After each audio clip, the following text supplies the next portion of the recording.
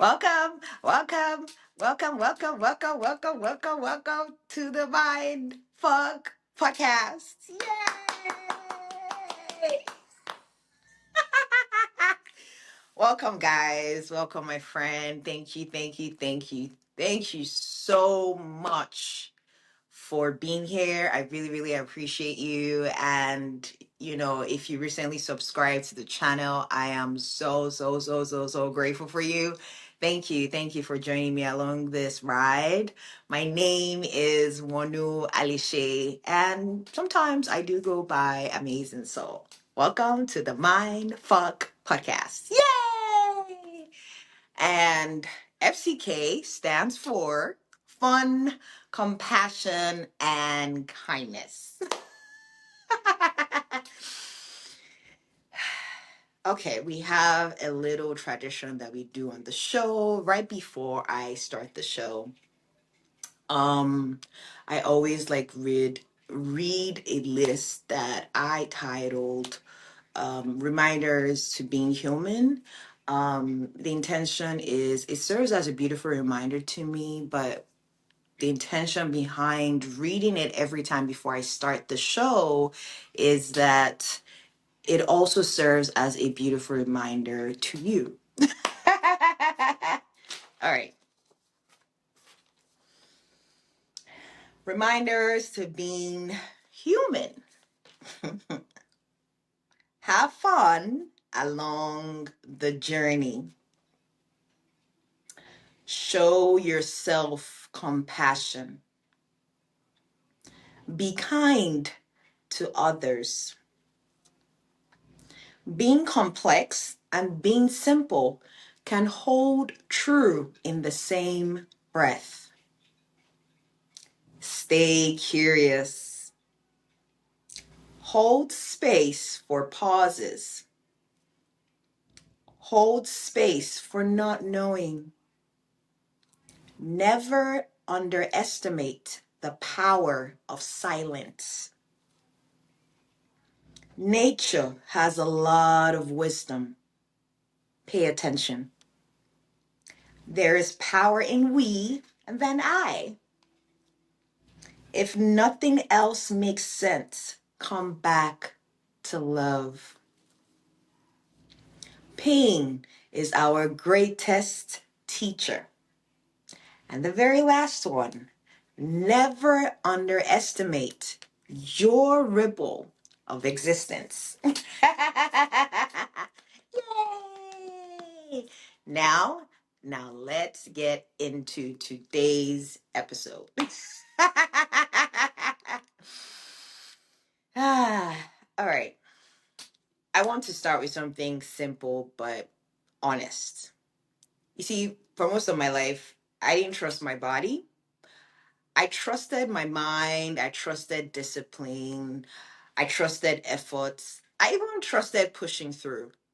But my body, I treated it like something that needed supervision. You see, if I was tired, I told my body to keep going. If I was anxious, I told my body to calm down. If I was in pain, I told my body to toughen up. And for a very long time, I literally thought that was strength. You see, what I didn't even realize back then was I was living in a quiet, ongoing negotiation with my nervous system. And I was always trying to win. Yep. You see, my friend, when people talk about nervous system regulation, it's often framed as something you do. I mean, something you practice, something you master, something you fix. But the question that slowly changed everything for me was this: what if my nervous system wasn't broken? What if it was actually very intelligent and responding exactly the way it learned to survive? You see, that question from me didn't calm me down overnight, but it did soften something within myself. And that softening is where trust began for me. I want to be very, very, very clear about something here. Every nervous system is different.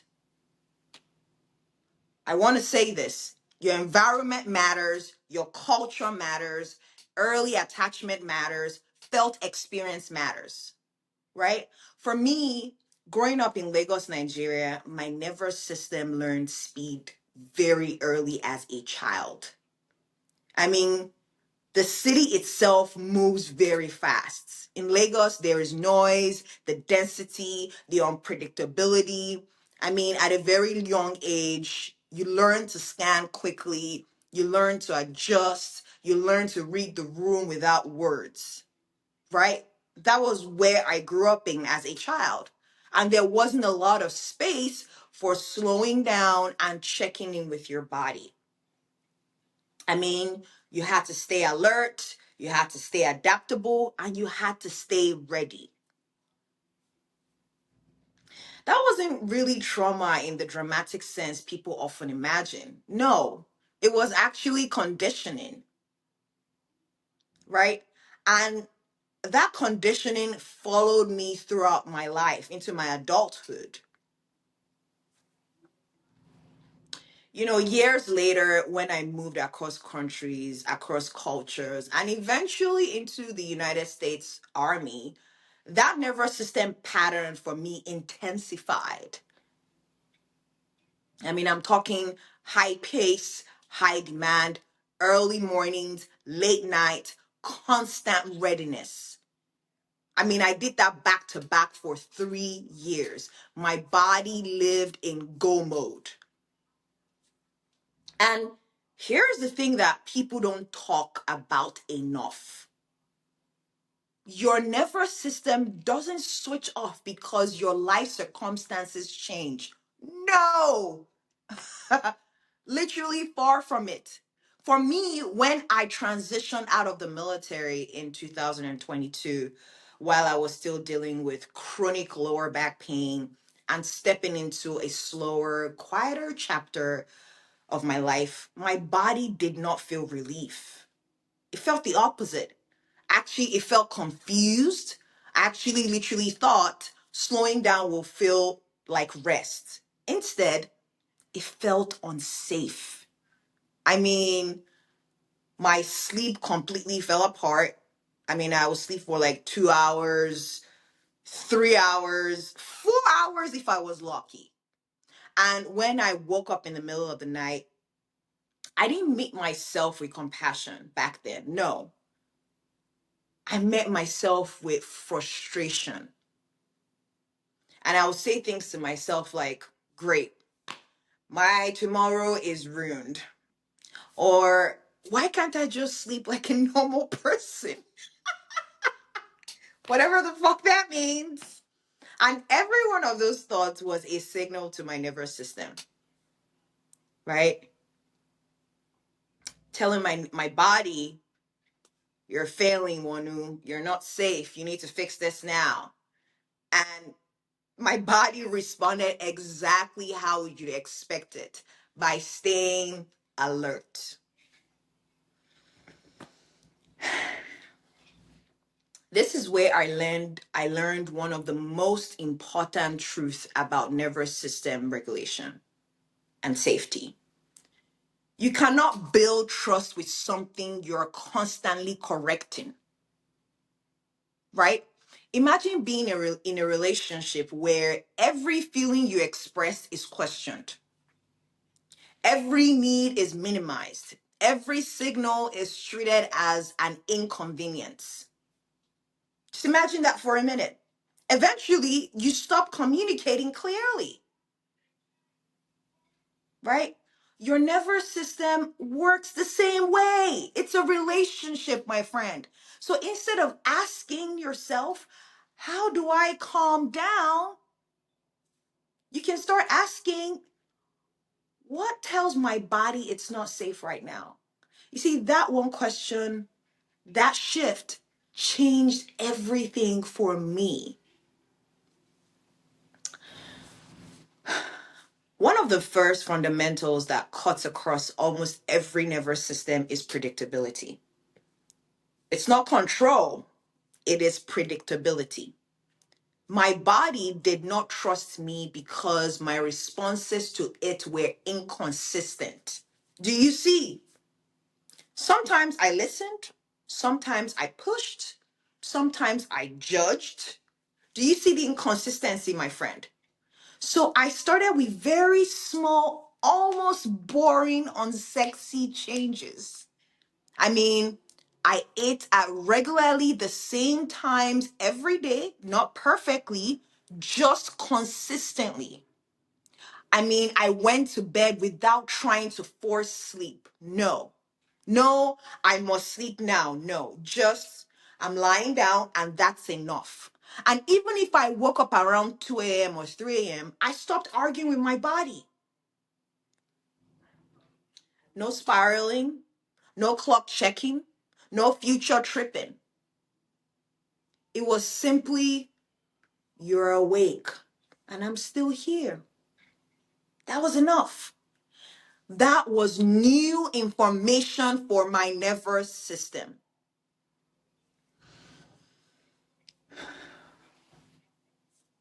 Another fundamental is pacing. Ooh, you got to pace yourself on this journey. We underestimate how threatening sudden slowness can be to a system that learns survival through speed, right? In my life, I didn't go from high simulation to monk level stillness. No, that would have backfired. Instead, I introduced small disruptions. I mean, brushing my teeth with my non-dominant hand. I mean, parking my car in different spots to orientate my body. I mean, eating out of curiosity with my non-dominant hand. These weren't productivity hacks. No, they were literally flexibility lessons. And they gently told my brain and my body that, hey, we can do things differently and still be okay. That is important. Safety doesn't come from stopping movement. No, it comes from restoring choice, right? And I'll also share this with you, my friend. I also had to learn something deeply ingrained in my system. For me, for a long time, for decades, in my system, I felt discomfort meant danger. I mean, when I noticed a tension in my chest, like the one I felt recently when I covered the number of likes on a social media post, right? I didn't try to breathe it away. No, I noticed the sensation in my chest and I stayed. I didn't tell myself, this is bad. I said, interesting. My body is bracing. You see, that neutrality matters because the nervous system doesn't need reassurance, it needs accuracy. When nothing bad happens after a sensation arises, the body automatically updates. And your body starts to say, oh, that didn't require protection. You see, that's how intelligence returns through lived evidence. Another universal principle is non-interference. This one I struggled with initially. For a very long time, I treated regulation like another job, like a 9 to 5, like I was doing the work. But underneath that effort was still self-pressure. It was still performance, still the belief that I needed to become something else to be okay. Whew, boy, that is exhausting as fuck. What shifted was allowing emotions to move without instructions, just letting them be. And for me, if sadness came up, I didn't try to process it. If anger came up for me, I didn't try to control my anger.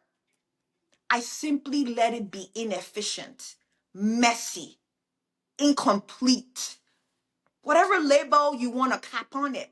And that taught my nervous system something very profound.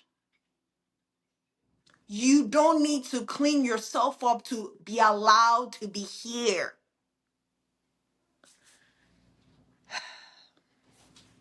And finally, relational safety.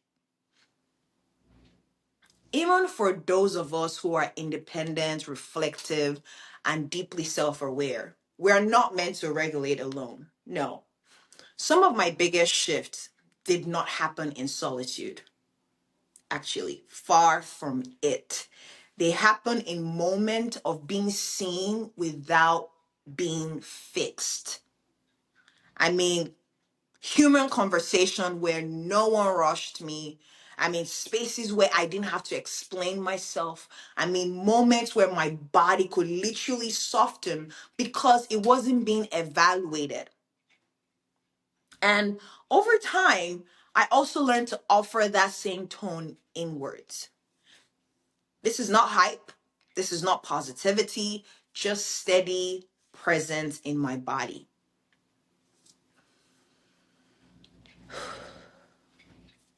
So when people ask me now, Wonu, how do you build trust and safety in the body so the nervous system remembers its intelligence? My answer is very simple, but not easy. You stop trying to override your body. You stop treating signals as problems. You become predictable instead of performative. You pace instead of push. You allow instead of correct. Right? And slowly, cumulatively, quietly, the nervous system does what it has always known how to do. It reorganizes. It releases unnecessary vigilance and it starts to remember. Not because you fixed it, no, but because you finally stopped fighting yourself. That is huge. It's all perspective. And I'll tell you this, my friend. If there's one thing I hope you take from this episode, it's this. Your nervous system isn't asking you to be perfect. No, it's asking you to be consistent. Oof. And consistency over time becomes trust.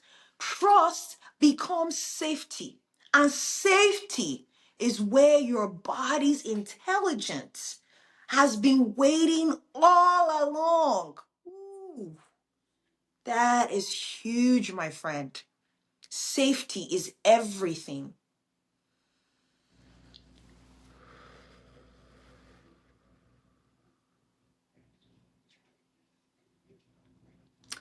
I want to thank you so much for being here. I want to thank you so much for taking time out to listen and hanging out with me. Thank you. I really, really, truly appreciate you being here. And I'm sending you so much love from my heart to yours. Thank you.